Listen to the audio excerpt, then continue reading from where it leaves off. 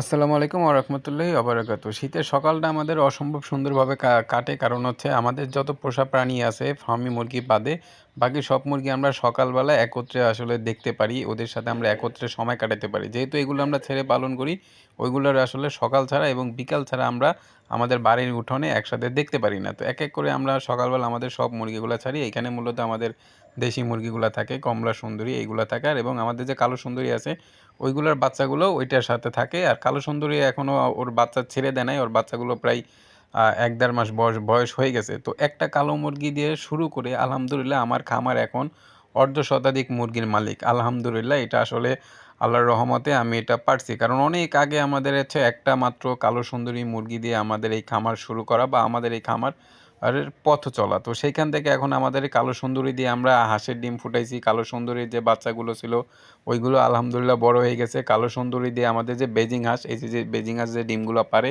এই ডিমগুলো কিন্তু আমরা আমাদের কালো সুন্দরী ওই একটা মুরগির নিচে বসাইছিলাম, ওইখান থেকে ফুটছে, হ্যাঁ? আমাদের যে চীনা হাঁসগুলো, এই চীনা হাঁসগুলোর ডিমও কিন্তু আমরা ওই কালো মুরগিটার নিচে বসাইছি। যে কারণে আমাদের কালো মুরগির, দেশি মুরগির সংখ্যা একটু কম। কারণ ১ম আমরা কালো সুন্দরীর কোনো ডিম আমরা ফুটাই নাই। এই যে ছোট বাচ্চাগুলো দেখতেছেন, এগুলোই মূলত আমাদের এইবারের কালো সুন্দরী বাচ্চা। আর আগেরবার আমাদের কালো সুন্দরীর যত বাচ্চা ছিল সবগুলো আমরা এই যে বেজিং হাঁস বলেন, তারপরে আমাদের চীনা হাঁস এগুলো ফুটাইছি। আর নতুন করে যে আমরা কমলা সুন্দরী কিনছি, এগুলো আলহামদুলিল্লাহ এবার ১ম বার মধ্যে ডিম দিতেছে। তো ১ম বারে ডিম আমরা বসাবো না। তো আপনারা সকলেই আসলে ধৈর্য সহকারে বোবা প্রাণী এদেরকে ভালোবাসবেন। এরা দেখবেন আপনাকে অসম্ভব ভালোবাসা ফেরত দেবে। আমাদের এই যে খামারটা দেখেন, আমার একটা খামার থেকে পথ চলা। আজকে দেখেন আমাদের এখানে চীনা হাঁস, বেজিং হাঁস, ফার্মি মুরগি বাদে অনেকগুলো হাঁস হয়েছে আলহামদুলিল্লাহ।